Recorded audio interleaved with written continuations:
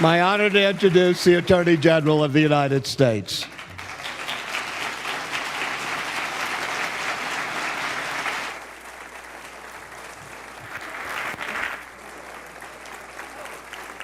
Don't worry. I'll introduce myself. Thank you, Walter, for that introduction. Good morning. Good morning. Good to see you. Good morning. Good morning, everyone.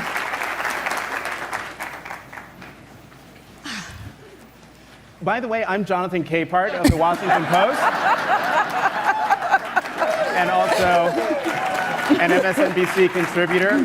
Thank you all for being here this morning. Attorney General, thank you very much for being here. Thank you for having me. So as Walter said, you have a reputation of having the highest integrity, utmost solid judgment. So when people heard what went down in Phoenix, a lot of people were like, friends, supporters, backers were saying, what on earth was she thinking talking to Bill Clinton? So, what on earth were you thinking? What happened? Well, I think that's the question of the day, isn't it? Yeah, yes. And I think that's a perfectly reasonable question. I think that's the question that is called, by what happened in Phoenix, because people have also wondered and raised questions about my role in the ultimate resolution of matters involving the investigation into the State Department emails. And to the extent that people have questions about that, about my role in that, certainly my meeting with him raises questions and concerns. And so, believe me, I completely get that question.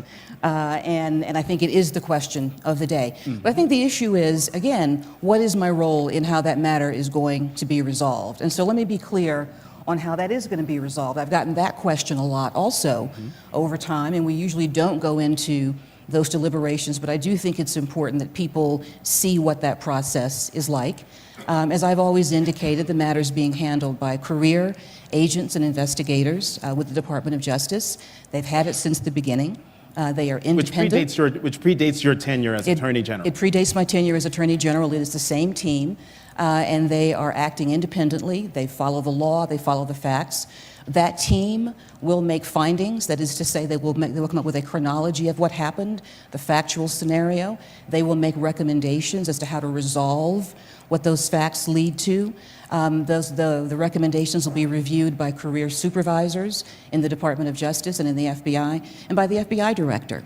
And then, as is the common process, they present it to me, and I fully expect to accept their recommendations. Now, what's interesting here is you say you fully expect to accept the recommendations. One thing people were saying this morning when the news broke was that you were, quote, recusing yourself from having any kind of role in the final determination. Is that the case?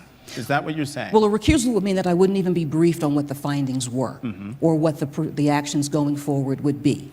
And while I don't have a role in those findings, in coming up with those findings or making those recommendations as to how to go forward, I'll be briefed on it, and I will be accepting their recommendations. And when you say, again, this must be the journalist in me and the linguist in me, accepting to me means, here, Madam Attorney General, here are our findings, and you completely accept them wholeheartedly and then issue them to the public, or you accept them, look them over, and then make your own determination as to what the final determination will be? No, the final determination as to how to proceed will be contained within the recommendations in the report in whatever format the team puts it together. That has not been resolved, whatever report they provide to me. There will be a review of their investigation. There will be a review of what they have found and determined to have happened and occurred, and there'll be their determinations as to how they feel that the case should proceed. And when you say there will be a review, you mean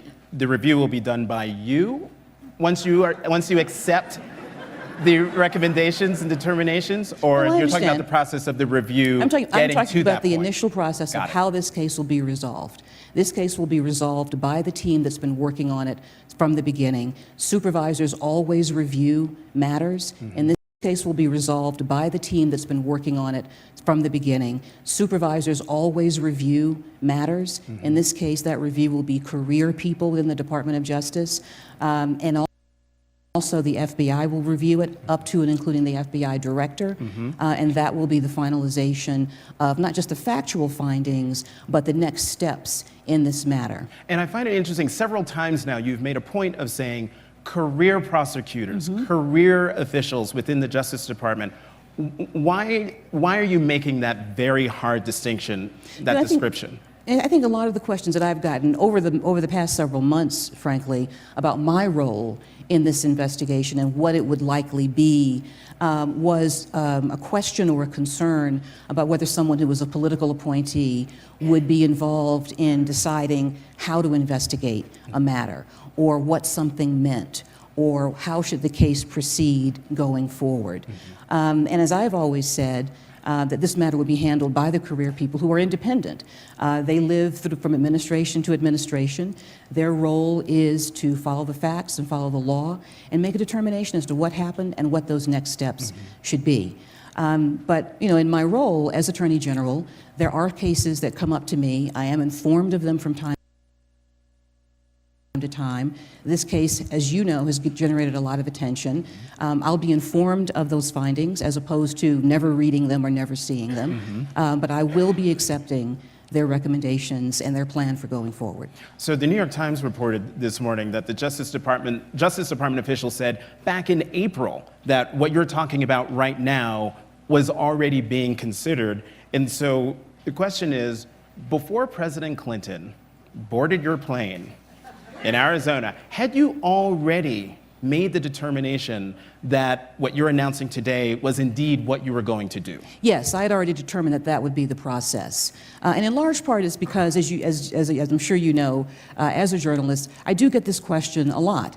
And as I've said on occasions as to why we don't talk about ongoing investigations in terms of what's being discussed and who's being interviewed, is to preserve the integrity of that investigation. We also typically don't talk about the process by which we make decisions, and I've provided that response too. But in this situation, because I did have that meeting, it has raised concerns, I feel.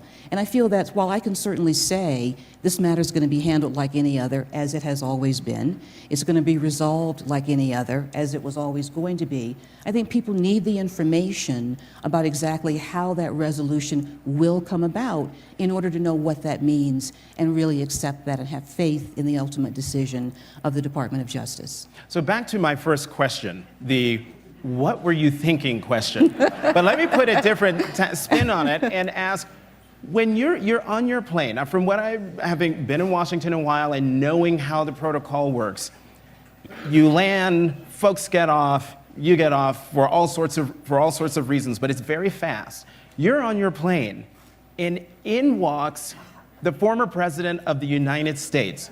What were you thinking at that moment?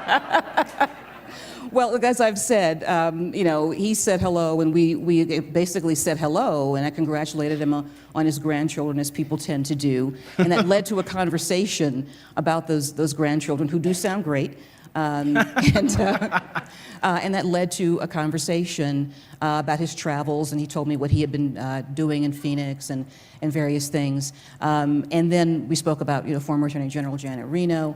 But it really was a social meeting, and it really was in that regard. He spoke to me, spoke to my husband for some time on the plane, and then we moved on. And as I've said before, though, I do think that no matter how I viewed it, I understand how people view it. And I think that because of that, and because of the fact that it has now cast a shadow over how this case may be perceived, no matter how it's resolved, it's important to talk about how it will be resolved. It's important to make it clear that that meeting with President Clinton does not have a bearing on how this matter is going to be reviewed, resolved, and accepted by me, because that is the question that it raises. So again, no matter how I viewed it, how I view the meeting, I think what's important to me is, how do people view the Department of Justice because of that meeting? How do people view the team that's working on this case and has from the beginning because of that meeting? How do people view the work that we do every day on behalf of the American people, which we strive to do with integrity and independence? So that's the question for me, and that's why I felt it was important to talk about what impact that meeting would have on integrity and independence. So that's the question for me, and that's why I felt it was important to talk about what impact that meeting would have on the case, which it won't. But in order to explain that, we have to talk about how it will be resolved. Now, you've known President Clinton for a long time. He's the one who nominated you and appointed you to a U.S. Attorney for the Eastern District in 1999. So I'm wondering, you have a relationship, is what I'm trying to get to in terms of just long-standing professional relationship. So you would be well within your right to say, get off my plane. What are you doing here? Do you regret not telling the former president of the United States to leave the premises? So, well, look, as I've said, I may have viewed it in a certain light, but the issue is how does it impact the work that I do and the work that the Department of Justice does? And I certainly wouldn't do it again.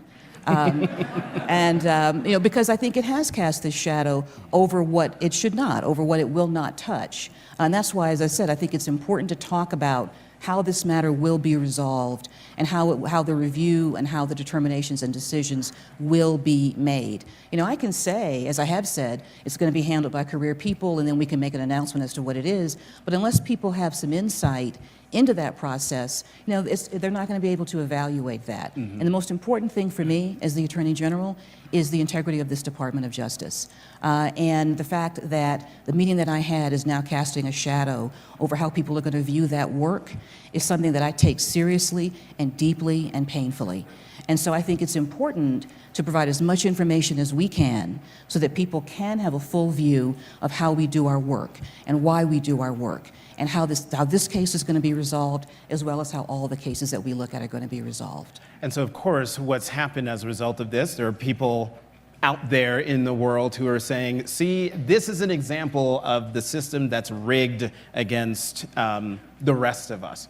And you just said that this whole incident has been painful, is one of the words you use. What would you say to the American people who believe that, yes, indeed, this is an example of Washington rigged against them?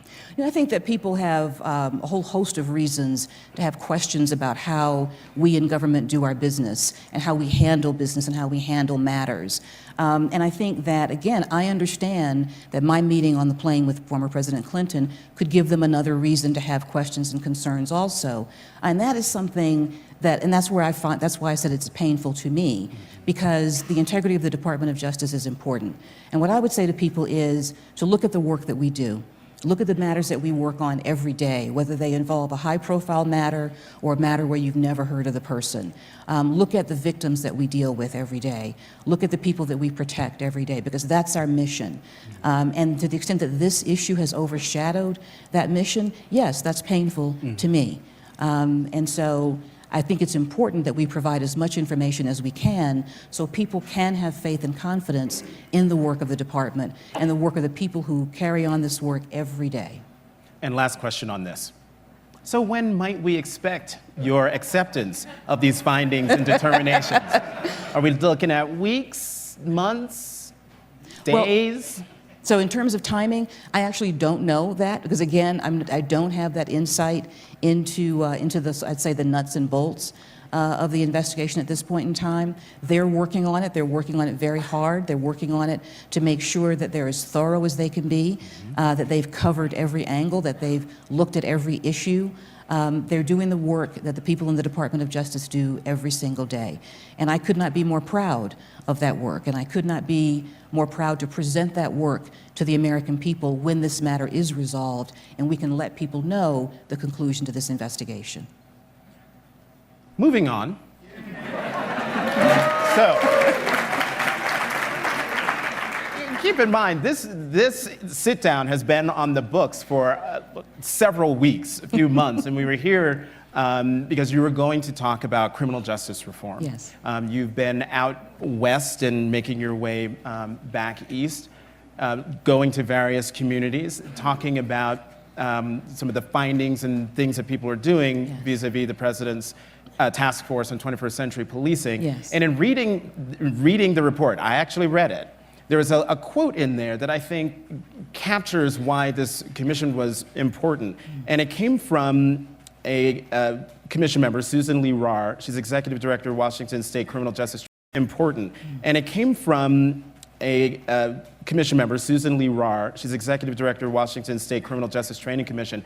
And she wrote, in 2012, we began asking the question, why are we training police officers like soldiers? Although police officers wear uniforms and carry weapons, the similarity ends there. The missions and rules of engagement are completely different. The soldier's mission is that of a warrior, to conquer. The rules of engagement are decided before the battle. The police officer's mission is that of a guardian, to protect. The rules of engagement evolve as the incident unfolds. How did we get from police being guardians who protect to what many view as police being basically a domestic military force occupying neighborhoods? You know, I think it's going to be different in every community, but that's been one of the underlying concerns that I've heard as I've traveled the country on my community policing tour, is community residents who say, we don't have a connection to our local police force. They simply patrol and they don't connect with us. And so my goal on the tour that I just finished, both in 2015 and 2016, was to find those communities where communities and law enforcement were working together and were making positive change and were working on the format where the police are in fact the guardians of the community. I think there's a whole host of reasons for why training went one way. I mean, certainly we were talking at some point in time in several years past about a huge influx of narcotics in our communities.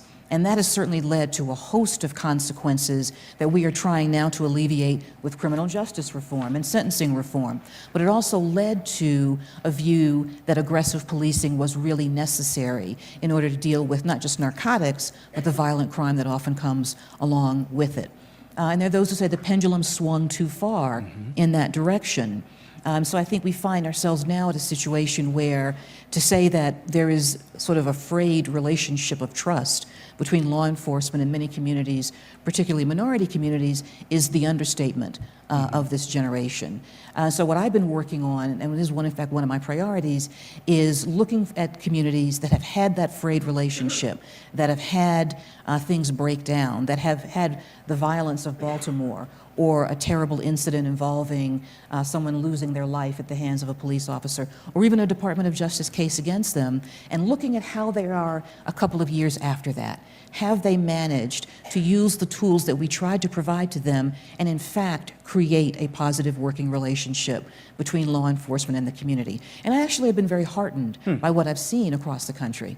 I was going to ask you, how have police departments been, how receptive have they been to these recommendations, particularly the one that says that police departments need to own their past, need to own the conflict that they've generated, that has generated the distrust between law enforcement and the community. How are police departments responding to that? Owning their responsibility. That's an excellent point, because I often talk to community members who will say, you know, things are great with this police chief, we're actually making very positive strides, but community members will say, but you know, 5 years ago, this incident happened to me, or even 10 years ago, I saw this happen to my older sibling or parent, and that remains in people's consciousness and affects how they interact with the police.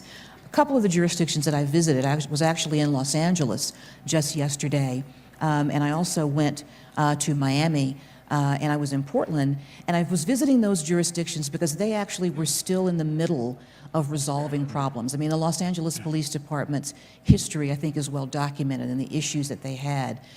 They were under a consent decree in the 2000s. They've come out of that now, but I think certainly residents still recall those days. And so I was very heartened to see in my discussions, both with police leadership and community members, that no one was ignoring the past.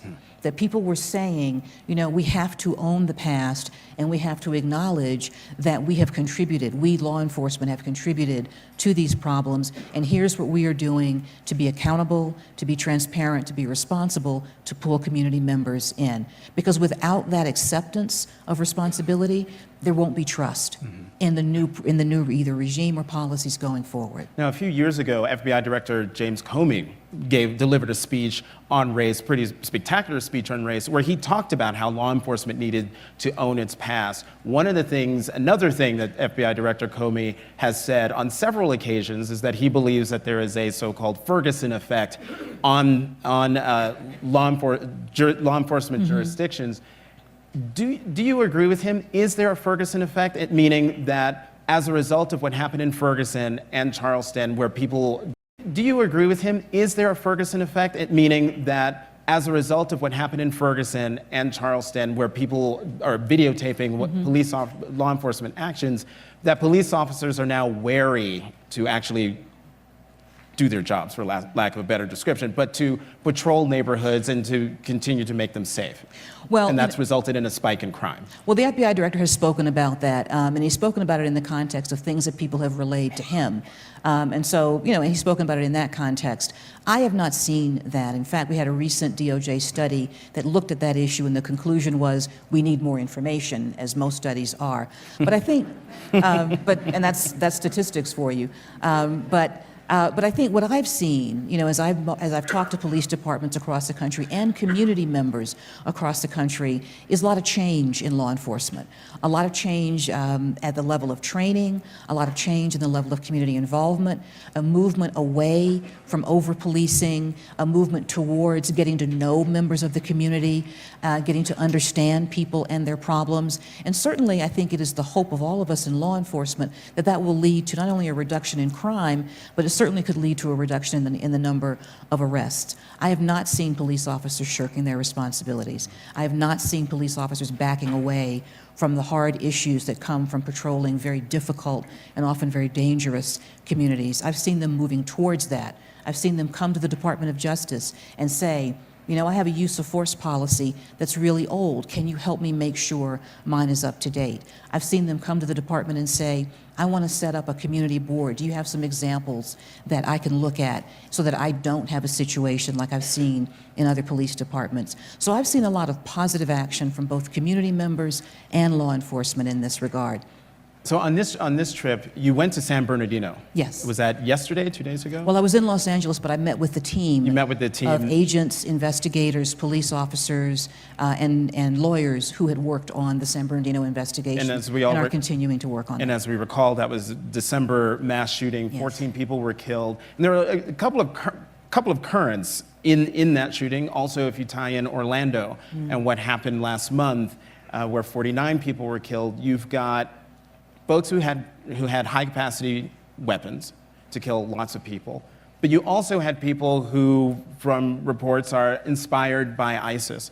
So can you talk about the challenge that those twin things cause for you and the department? Mass shootings, but also terrorism. Yes. Yes.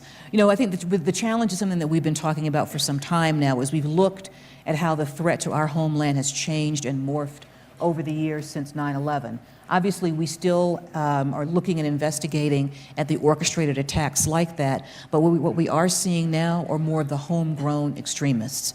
Those individuals, often who were born here, who become radicalized, usually online, and act out that radical ideology. The challenge is not only finding those individuals, investigating and preventing their actions, but we also have a dual challenge, which is how do we break that chain of the violent ideology that people consume online?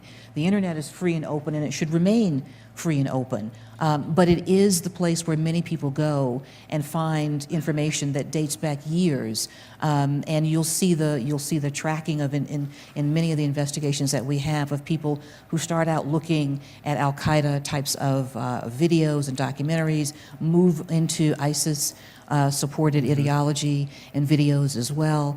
How do we reach those individuals and either give them an alternative reason for their thought processes and break that chain of violent ideology? So those are the twin challenges that we face. All right, so I'm looking at the clock. We've got less than 7 minutes left, so I've got lots of stuff to cram in here. On May 9th, you announced that the Justice Department was suing North Carolina for its so-called bathroom bill. And at one point, a very powerful moment in your remarks, you directed them directly to the transgender community. And I won't read the entire quote, but one piece of it jumped out at me, and that was when you said that we see you to transgender Americans.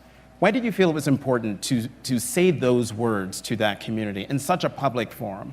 Because when we talk about different groups in this country who are victimized and who are marginalized, the way in which it often happens is people are made to feel or to be invisible.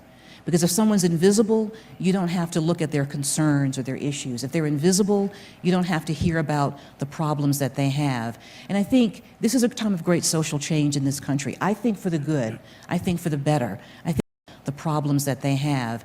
And I think this is a time of great social change in this country. I think for the good, I think for the better. I think we are moving towards what Dr. King called the beloved community. But with change often comes a lot of uncertainty and fear on the part of other people who find it challenging, to say the least. And I think there is often a desire to deal with someone or some issue that you find different by shoving it out of sight. And if we really are going to have the open and free society that is the birthright of every American, that is the right of everyone who comes here and lives here in this country, then everyone deserves the right to stand in the light. You know, it has been my concern also with respect to the Orlando shooting, that members of the LGBT community may feel that maybe it's safer for me if I don't come out. Maybe it's safer for me if I stay in the shadows. You know, that's not the country that we live in. It's not the America that we've chosen over 200 years ago. It's not the one that any of us want. And so everyone deserves to stand in the light and to be truly seen for who they are. That's what diversity is, and to me, that's what America is. What didn't Eric Holder tell you about this job? What's the one thing you wish he had told you? Where the lock on the plane door was?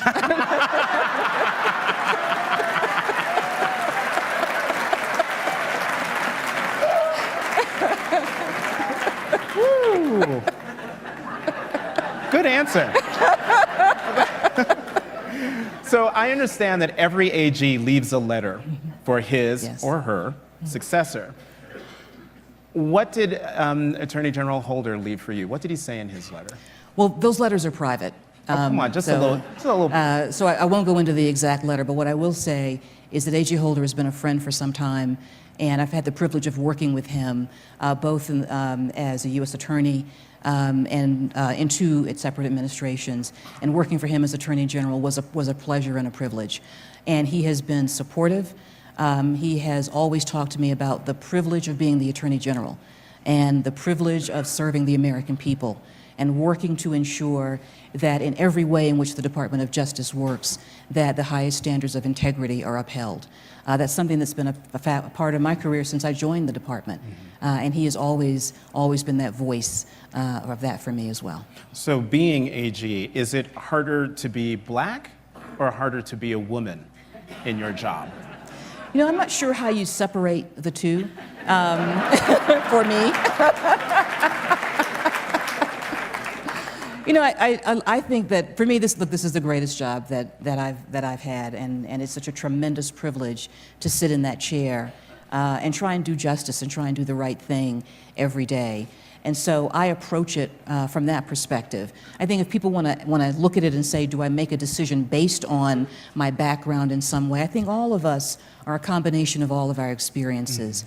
And I think that, you know, I look back on my experiences growing up in the South and what my parents went through and how important it was for them to stand up for equal rights and how important it was for them to make it clear that everyone has a place in society. I look back on my years as a prosecutor and my years of dealing with victims, you know, who often feel that there's no one to speak for them. And I think of how important it is that everyone know that the department can be their voice. So I think that everything that I am and everything that I've done combines and comes together in me as I do this job. Well, you know, it's interesting as a, you know, for the general perception as, you know, a woman and a woman of color, you know, but You're supposed to be a lefty, and you're supposed to be someone who's actually a defense person, not a prosecutor. How did you gravitate towards being a prosecutor? You know, for me, the prosecutor's role is the protector of people. And I've always felt that there are many communities out there, and many of them are minority communities, who either feel rightly and sometimes rightly that they don't get the full benefit of the protection of the law, that maybe crime in a certain neighborhood isn't always as aggressively pursued as in others. And it was very important to me to be part of a system that protected everyone equally and fairly. So I view it very, very important to me that I take this job as extending the protections of law enforcement to everyone that deserves it. Now, if I remember correctly, you became interested in the law because you watched your grandfather you went with him to go to court to watch people. He defended them in some way. You talk about your grandfather Yes. and how he basically helped people to court to watch people. He defended them in some way. You talk about your grandfather Yes. and how he basically helped people Yes. get over the unconstitutional Jim Crow Yes. laws that folks had to deal with. This was a story in North that actually Carolina. this was a story that my father told me, because my grandfather passed away when I was very young, and my grandfather grew up in eastern North Carolina, and he. What town? My family's from eastern North Carolina. He is from a small town called Oak City, North Carolina. I'm gonna have to look that up. Mine is And- from Severn, North Carolina, Yes. small city. Go on. Yes, and my grandfather was a minister, but he was also a sharecropper. You know, which meant he didn't own the farms that he actually worked on. They were owned by other people, and he and his sons, including my father and his brothers, would work those fields for pay. But he had a very strong sense of justice. And in the 1930s in North Carolina, when my dad was very, very young, you know, we're talking about a time before Miranda warnings, you know, before the guarantee of the right to counsel, before so many of the things that we take for granted in our criminal justice system now that are guaranteed to us in our Constitution. And so many times when people found themselves, as my grandfather used to say, in the clutches of the law, unfairly so, they would come to him for help. And because they did not have the view that there could be a fairness in their procedure, they would literally leave town. And my grandfather would help hide them until they could, in fact, move away. And my father has told me a story of being at home and the sheriff coming by and talking to my grandfather and asking, has he seen a particular person? And do you know where so-and-so is? And the person might be actually hiding under the floorboards. And my grandfather would say, well, I haven't seen him lately. And so, you know, for me, when I was younger, I always thought about that story as how does my grandfather, who was a very moral man, how do you reconcile that with what he was doing? And for him, it was the concept of justice.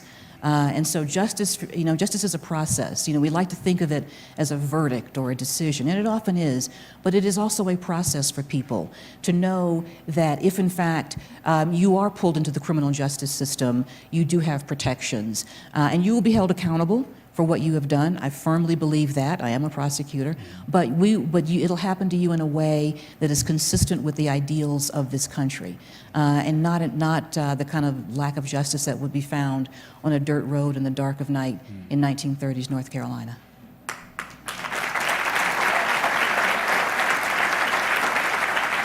So, you know, of course, in preparing for this, I reached out to lots of people to get a sense of you. And I got a terrific question to ask you, and that is, and I'm noticing you're not wearing it, but from time to time you wear a charm, a butterfly charm. A bumblebee. Oh, it's a bumblebee. Yeah. What is the significance of that bumblebee? So the bumblebee is the insect that sort of keeps our planet alive, you know, with its work. But anatomically, and in terms of the laws of physics, it's not supposed to be able to fly.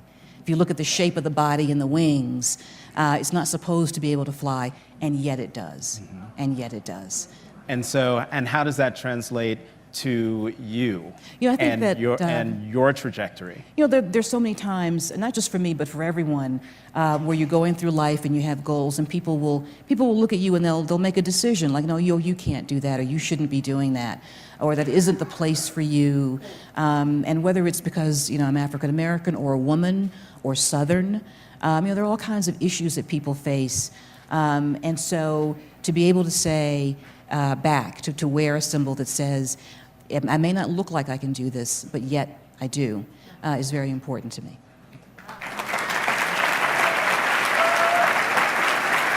I'm going to go get myself a bumblebee. All right, now we really do only have a couple minutes left, and this is where I get to have some fun. So, what's guaranteed to get you on the dance floor? Taylor Swift's Shake It Off. Wait, there's Love two more. that song. Go ahead. Bruno Mars, Uptown Funk. Love that song too. Boogie Wonderland by Earth, Wind, and Fire. Come on now. I gotta go old school in Earth, Wind, and Fire.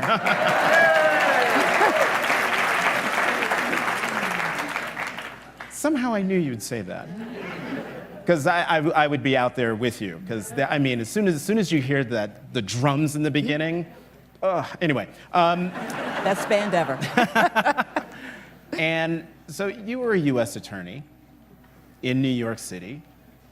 Did you ever find yourself at home on a rainy, snowy night, pint of ice cream with Law and Order at home on a rainy, snowy night, pint of ice cream with Law and Order on, just watching the reruns and critiquing cases as they came in and came out? So actually, the benefit of being a prosecutor in New York City is that a lot of cases from New York make their way into shows like Law and Order. So a number of us would have a lot of fun watching the show and figuring out where they had drawn some inspiration from. And since a young woman that I used to work with in the U.S. Attorney's Office at one point in time was a writer on that show, I always felt I had the inside knowledge of what cases she was talking about. And I just wanted to know who was going to play me. That was really my only concern. Well, speaking of, who would you like to play you? In the movie or the Lifetime series or Netflix, Amazon Prime show? Gosh, I have no idea. I have no idea. I'm drawing a blank. There's so many wonderful, talented black actresses out there who could, I think, hopefully portray what I've always felt to be my strong desire to make sure that justice is open for everyone. So anyone who could do that. And I think, frankly, we've got such talent out in Hollywood now. One of the things I think is great, again, about how our society is changing and opening up is the recognition of black talent in the entertainment industry, the recognition in front of the camera, behind the camera, writing. That is something that I'm just loving watching. Loretta Lynch, 83rd Attorney General of the United States, thank you very much. Thank you.